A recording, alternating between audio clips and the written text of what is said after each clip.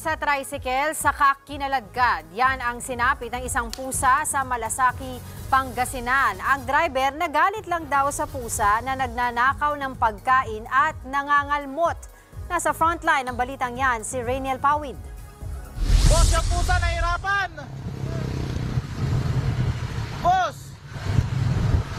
Boss, pinapahirapan mo yung pusa!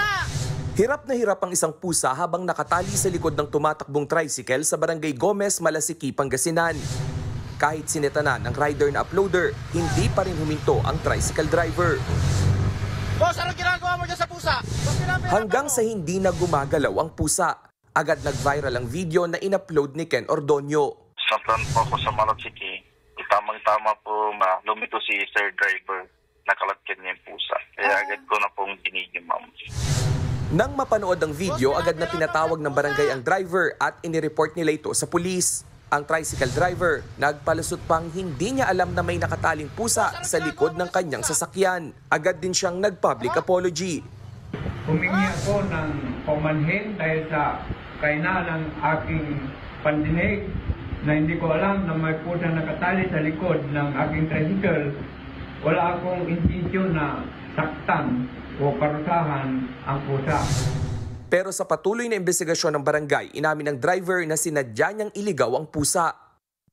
Yung pusa kasi na yun, dito po yun, umiikot-ikot lang sa barangay, sa bahay po namin, sabi.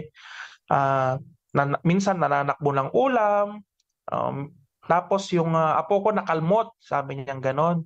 So kasi matapang yung pusa. So ngayon, hindi niya mahawakan kasi ang balak talaga niya, ililigaw niya yung pusa.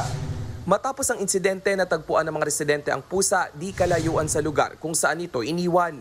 Ayon sa barangay, nagkaroon ng mga galos at napudpud ang kuko ng pusa dahil sa pagkakakaladkad. Kasalukuyan itong nasa kustudiya ng barangay at ipatitingin na sa veterinaryo. Kinondena naman ng Animal Kingdom Foundation ang pang-aabuso sa pusa.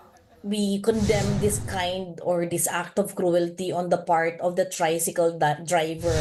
We cannot accept any excuses, no, that he is trying to provide at this time, kasi sa totoo lang po talaga naman po walang excuse doon sa klase ng pagmamaltrato doon sa pusa. Maaring maharap sa paglabag sa Animal Welfare Act ang driver. Nagbabalita mula sa frontline, Rainiel Pawid, News 5.